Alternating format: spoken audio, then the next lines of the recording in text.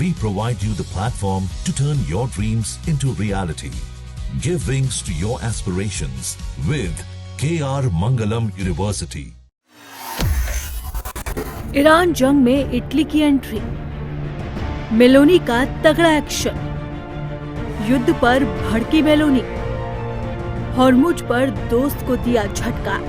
America, Iran और Israel के बीच जंग तो शुरू हुई थी परमाणु को लेकर, लेकिन ये युद्ध अब समुद्री संग्राम में बदल गया, जिसमें अमेरिका से लेकर ईरान तक हॉर्मुज पर हुकूमत का दावा ठोक रहे हैं। इसी जंग में चीन से लेकर पाकिस्तान तक कूद पड़े, लेकिन अब एंट्री हुई है इटली की।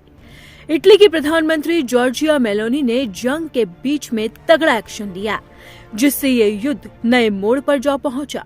मेलोनी ने सीधा हमला बोला है ईरान पर ताबड़तोड़ बमबारी करने वाले अपने करीबी दोस्त इजराइल पर।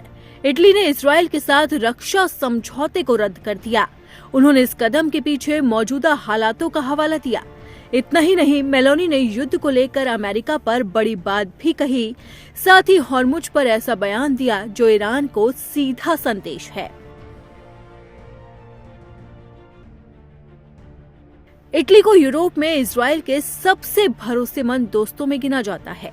इसके बावजूद मेलोनी ने अपनी कैबिनेट के साथ लंबी चर्चा के बाद इजराइल को जोरदार झटका दे दिया। एक कार्यक्रम के दौरान प्रधानमंत्री मेलोनी ने रक्षा समझौता रद्द करने की पुष्टि की। मेलोनी ने कहा कि सरकार ने मिडिल ईस्ट में चल रहे झगड़ों को देखते हुए इजराइल के साथ डिफेंस एग्रीमेंट के ऑटोमेटिक रिन्यूअल को रोकने का फैसला किया। हालांकि उन्होंने डील की डिटेल साझा नहीं की। ये फैसला एक हाई लेवल मीटिंग में लिया गया था।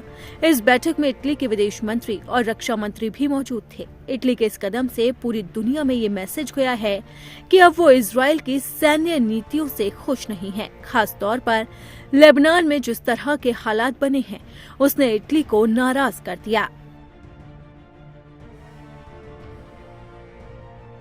अब जानते हैं कि जिस समझौते को इटली ने रद्द किया है, वो समझौता क्या है और वो इजराइल के लिए क्यों मायने रखता है। ये समझौता साल 2006 में हुआ था और हर 5 साल में इसे रिन्यू किया जाता था। इसके तहत इटली और इजराइल कई मोर्चों पर एक साथ काम करते थे। इसमें मिलिट्री ट्रेनिंग, हथियारों की टेक्नोलॉजी का आदान प्रदान और सुरक्षा से जुड़े रिसर्च शामिल थे। अब इस निलंबन के बाद इजरायली सैनिकों को इटली की मिलिट्री ट्रेनिंग नहीं मिल पाएगी। साथ ही दोनों देशों की डिफेंस इंडस्ट्री के बीच होने वाला सहयोग भी पूरी तरह से ठप हो जाएगा। इटली और इजराइल के बीच तनाव की सबसे बड़ी वजह लेबनान में मौजूद शांति सैनिक हैं। लेबनान में संयुक्त राष्ट्र के एक मिशन के तहत इटली के सैनिक तैनात हैं। पिछले कुछ दिनों में इजरायली सेना पर इन शांति सैनिकों को निशाना बनाने के गंभीर आरोप लगे। इटली सरकार ने दावा किया कि इजरायली फोर्स ने इटली के शांति सैनिकों के काफिले पर फायरिंग की।